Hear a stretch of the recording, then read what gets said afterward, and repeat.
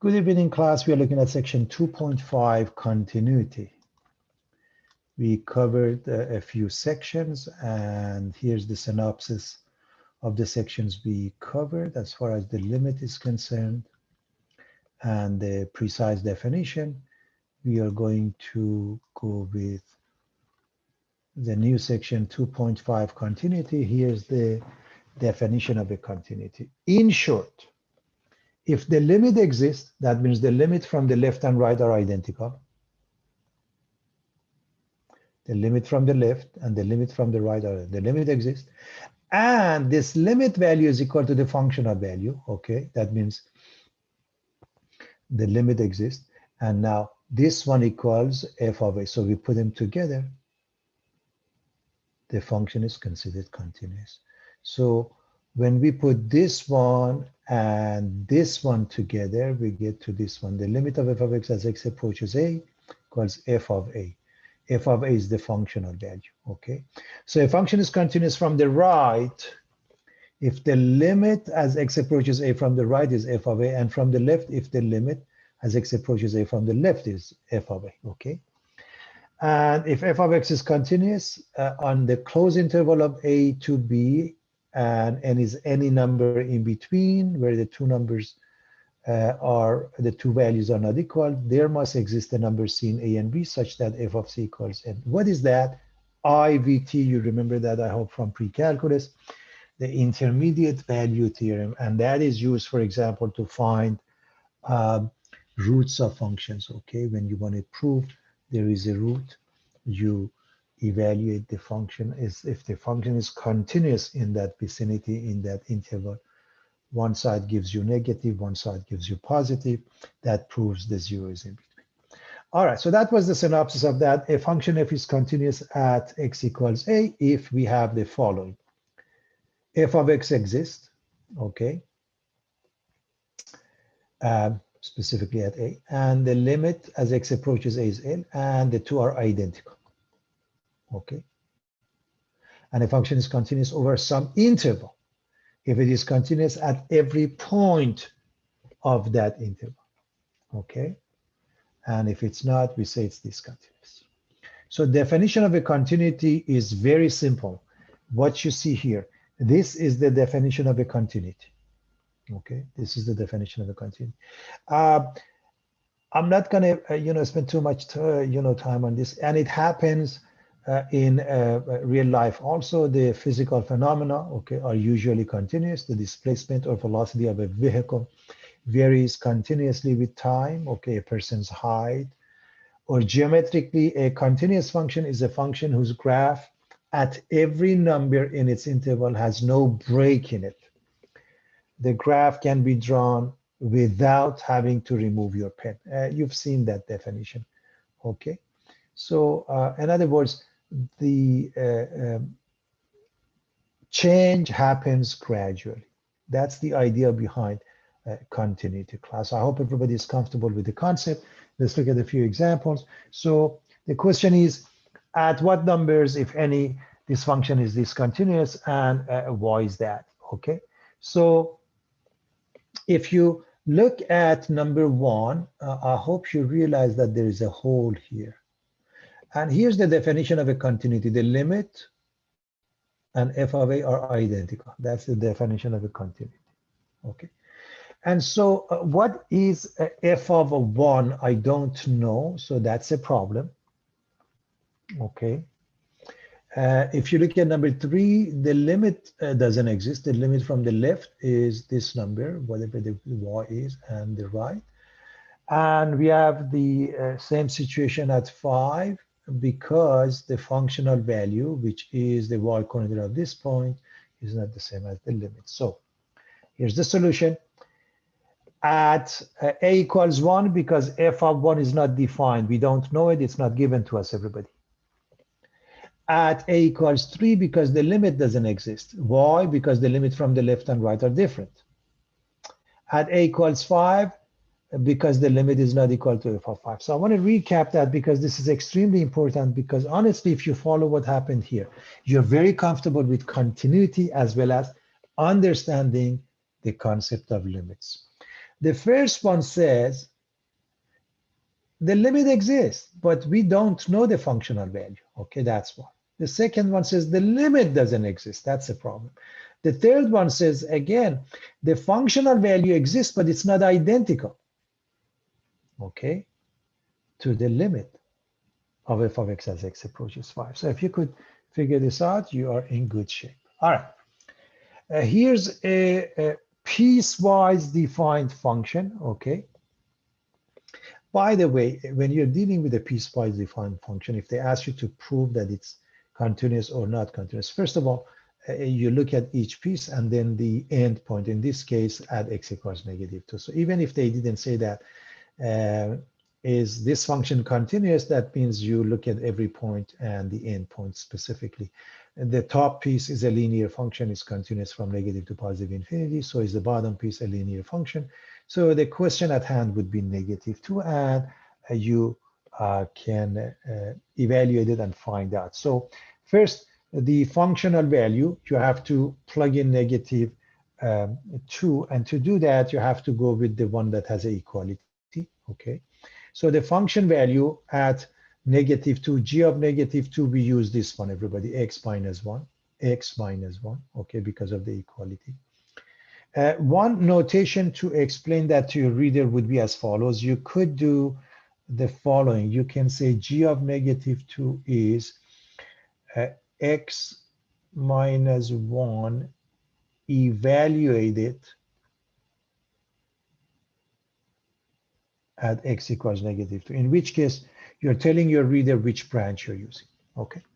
So that's the functional value. Now, to look at the limit as x approaches -2, from the right is this one, and from the left is this one. So from the left, we use the top piece, everybody, okay? 1/2 times x, which is -2 plus 3. And for the right side, we use the bottom piece, okay? So what happens? The two are different, okay? Because the limits are different, the limit doesn't exist, the function can't be continuous. Therefore, it's discontinuous at x equals -2. Again, very straightforward, class. Very straightforward. Now, how about this one? Is this continuous at x equals -2 from the right? And the answer is yes. Because from the right, take a look, everybody. From the right, let me just use a different. So from the right, this is the limit. This is the functional value. They are identical. So the answer is yes. Okay. The answer is yes. I hope you see why. Okay. All right. Let's discuss types of discontinuities and the terminology. Okay. If you look at these two cases, okay, parts A and C, okay, and by the way, we have the function and so forth. If you look at both cases, and again, maybe they give you the function, you graph it, you discuss it, or you do it analytically. Either way is fine. The point being, because the limit exists, anytime you have the limit, we can fix it, class. All we have to do, redefine the functional value to have the same limit. And that's why they are called removable discontinuities.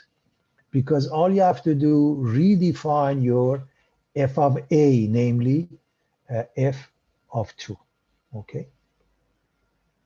However, there's nothing we can do to fix this, okay?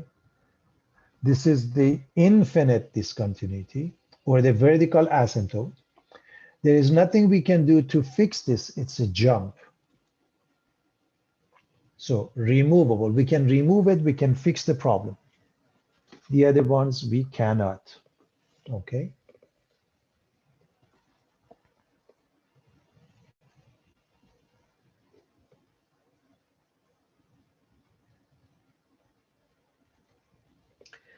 All right, we are looking at h of x, and we want to see if it's continuous at x equals 3.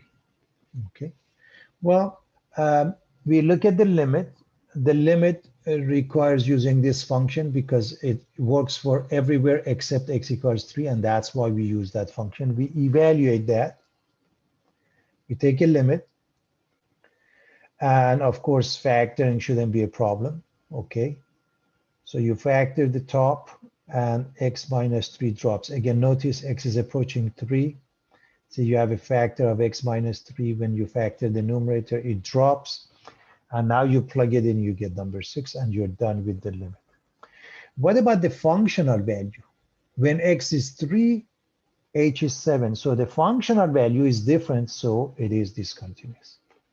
H of 3 is not equal to the limit, and it's discontinuous. All we have to do, by the way, this is also a removable discontinuity. If we redefine h of 3, if somebody said, okay, fix the problem, then you would change this number 7 to 6, and it'll fix the problem.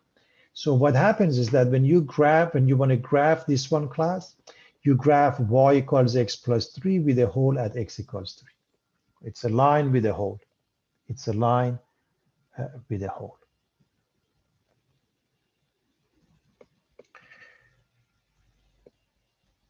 We have some definitions. We have already discussed that. A function is continuous on an interval if it's continuous at every number of that interval. Then it explains that if f and g are continuous, then all their algebra of functions, f plus g, f minus g, f times g, f over g, except g of a equals 0. C times f is continuous. It happened to be the same for composite function also. And a polynomial is continuous everywhere from negative to positive infinity. A rational function is continuous wherever it is defined. In short, every function we have studied is continuous in its entire domain. So what do you have to do? You have to come up with the domain and show the reader that you know what the domain is. Okay, class? You have to be able to show that to your reader. Okay.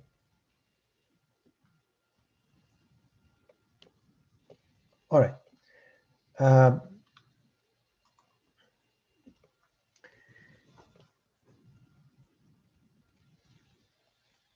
We want to determine C so that it becomes continuous. I hope you remember basically what happened in the previous example. It's very similar to that. We are going to take a limit as x approaches 5 of this expression, this top expression, and whatever that one is, we replace the C with that, and we are done. So taking a limit, you factor the numerator. X minus 5 drops. And now replace it, and you get 10. So your limit is 10. The only way to make this continuous at x equals 5, which results in being it continuous everywhere, if this number C is the same, if they are the same, because this is the functional value. In other words, what is P of 5 equals C. Therefore, your choice should be 10.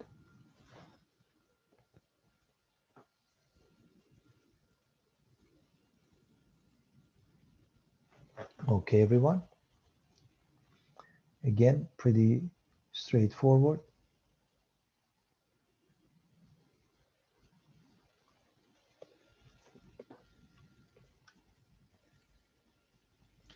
I want to move on actually to another example. Okay, the other one you can read it on your own. So the continuity, as I mentioned, is very simple, class. Every function we have studied is continuous. In its entire domain, you just got to come up with the domain, okay? And you want to mention why this is the case. For example, polynomial or real numbers. Rational functions, write the domain. Root functions, whether the index is even or odd makes a difference. These are composite functions, and so f of g and g of f. So the limit of f of g of x is f of limit of g of x as x approaches it.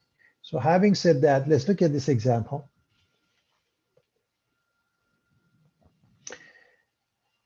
Is this function continuous at x equals 2?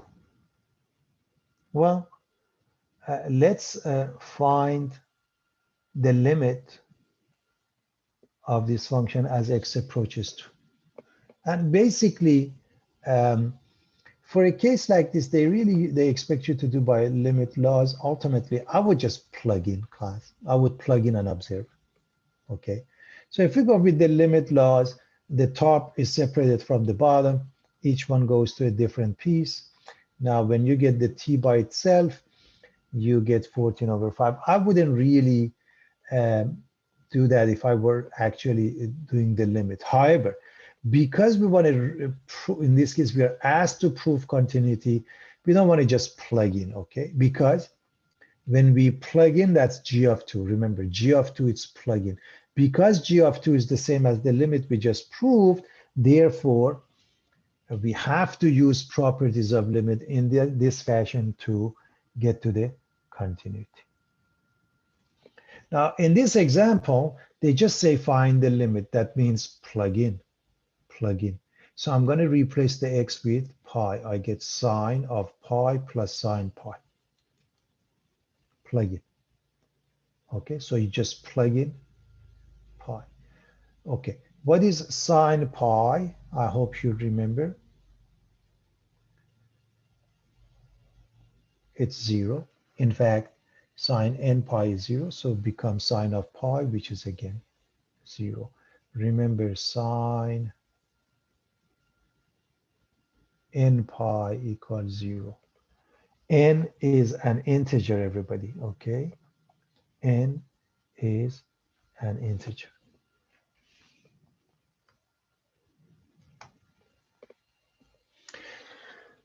All right, remove the discontinuity at 2. So that means it is discontinuous at 2.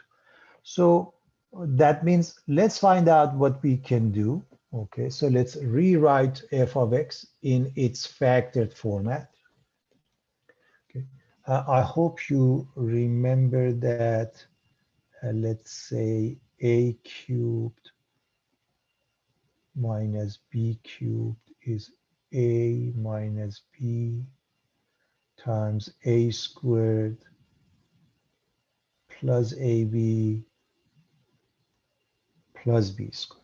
If we had a plus sign here, then this would change to plus and this would change to minus. Okay, class? This is just to remind you about the factoring. So you drop the x minus 2, which means this function is the same as this function as long as x is not equal to 2. Okay. So now we can take a limit, which means we're going to put it into this one. Because remember, if actually you put it into original one, you get 0/0, and the technique is factoring to get rid of it. So whatever this answer is, you have to make sure the function is equal to that answer. So this answer is number 3. So we're going to define f of 2 to be 3. If we do that, we have removed the discontinuity class. We have removed the discontinuity.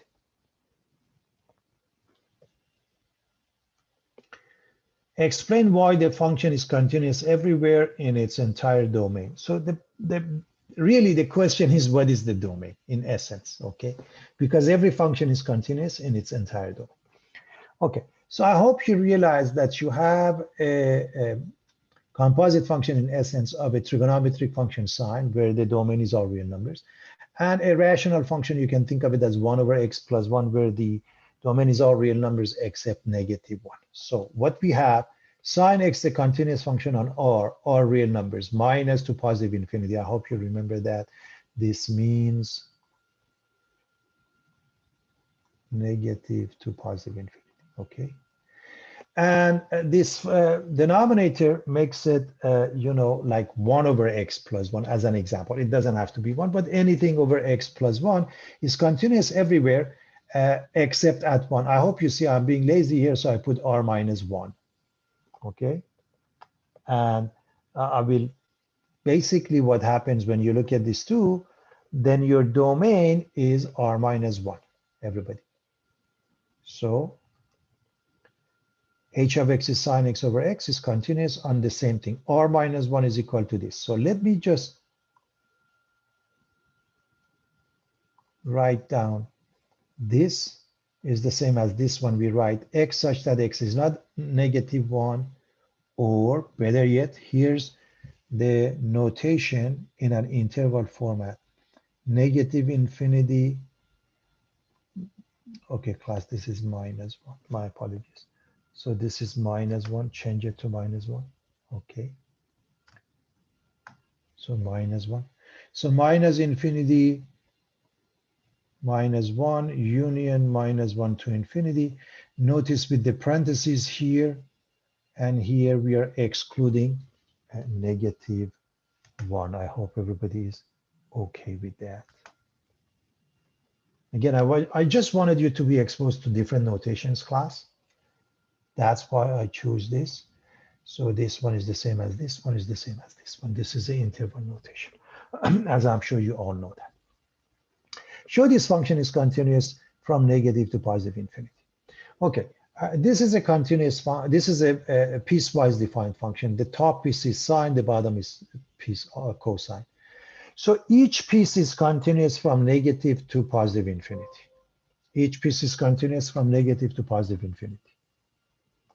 But because it's a piecewise defined function, you need to look at pi over 4, everybody.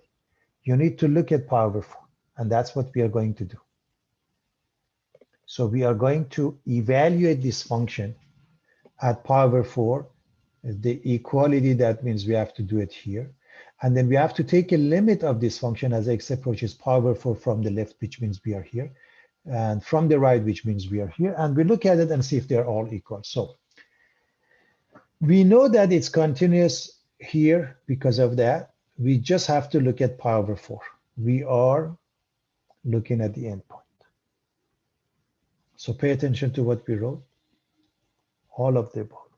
So let's look at pi over 4. When we do that, the limit as x approaches pi over 4 from the left uses the top piece, which is sine of pi over 4, which is square root of 2 over 2. Normally we use square root of 2 over 2, class, but either way is fine. I hope you realize that's the same thing. If you look at the second one, uses cosine, and that's the same thing again, square root of 2 over 2. Okay, everybody? And the functional value uses the second piece, which is cosine, because of the equality, which is the same. And over here, I put square root of 2 over 2. Again, I'm doing this on purpose. I want to just remind you all of these numbers are the same. So because the limit from the left, the limit from the right, and the functional value are identical, then the limit, the function is continuous at pi over 4. So the limit is the same as the functional value. It makes it continuous at pi over 4. We already have that combination with that one. F is continuous everywhere from negative to positive infinity. Negative to positive infinity. Okay, everybody? All right. We want to look at the last topic that was mentioned, and that is the intermediate value theorem. And you really need to understand what happens as far as the graph is concerned, class. So take a look at this idea, okay? A continuous function, and that's the most important piece, because this fails if it's not a continuous function, okay? Takes on every intermediate value between the function values f of a and f of b. If the function is continuous, there is no hole. It takes all the values from a to b along the x-axis, from f of a to f of b along the y-axis. That's it. And that's really the idea behind that, okay? So however you look at these graphs, from a to b, if the function is continuous, so take a look at this, okay? So it takes f of a to f of b. So everything along the x-axis from a to b is covered. So everything along the y-axis from a to b is covered, right? That's the intermediate value theorem. In geometric terms, if any horizontal line y equals n is given between f of a and f of b, then the graph of f can't jump over the line. It must intersect the line, the horizontal line, y equals n. And so obviously if f of a and f of b have different signs, what happens? That means one is positive, one is negative, then 0 is in between.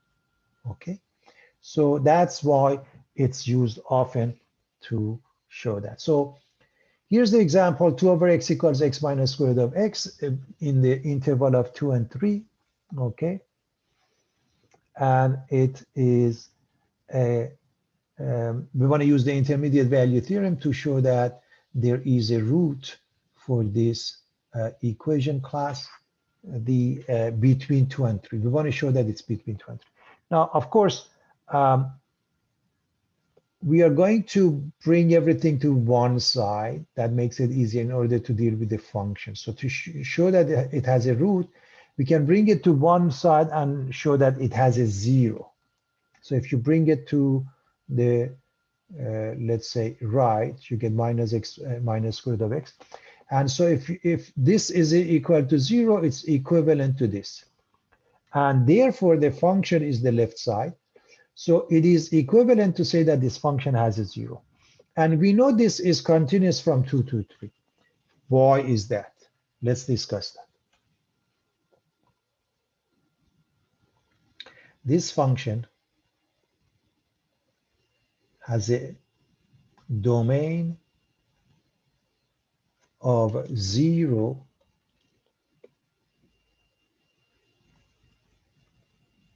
to infinity. I want to make sure everybody understands what's going on. Okay, if you look at this one, has a restriction. X can be any number except 0.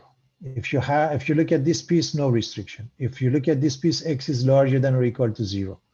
Therefore, the first and the last give us this one. And because it's continuous from 0 to infinity, 0 is not included, then it's continuous in a closed interval of 2 to 3. That's the proof. So when I show you the domain, that is the proof. And I'm telling you why this is the case. Now, let's plug in the endpoints 2 and 3. If you plug in 2, okay, we get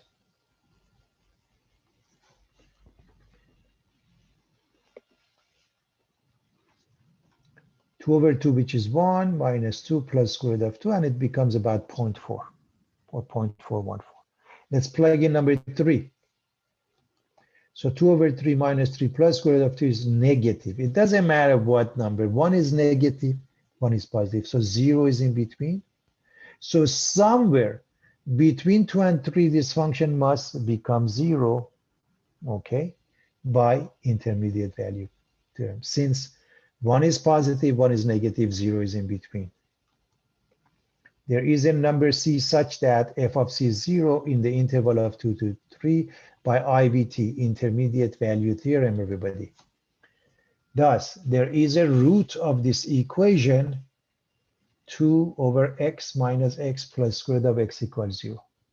Okay, I hope everybody's following this. It's very straightforward, everybody. All right, so here's the last question.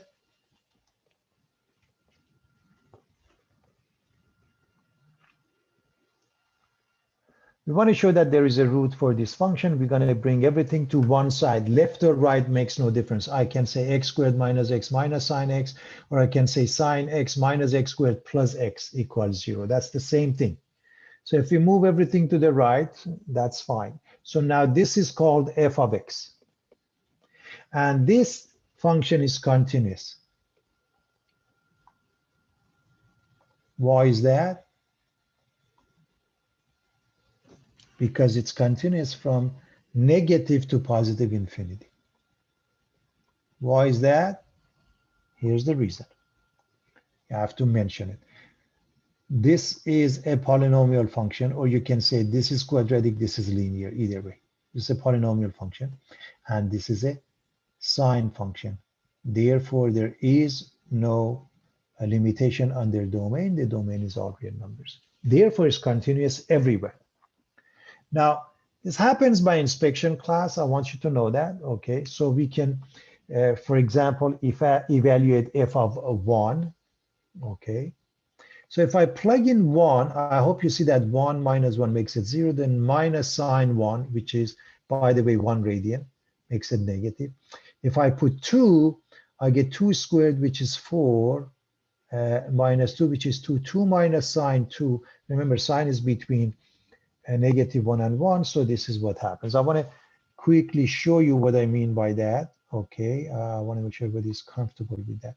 So f of 1 class is equal to 1 squared minus 1 minus sine 1 equals negative sine 1, which is negative. And by 1, we mean 1 radian. Okay, everybody? Now, f of 2 means 2 squared minus 2 minus sine 2. 2 squared 4 minus 2 is 2 minus sine 2. And because sine, the highest number becomes 1, 2 minus 1 would be 1. It's always positive, okay? So 1 is positive, 1 is negative. So by the intermediate value theorem, because we are dealing with a continuous function, okay? So f of 1 is less than 0, less than f of 2. IVT applies, and therefore there is a root between 1 and 2, okay? So there is a root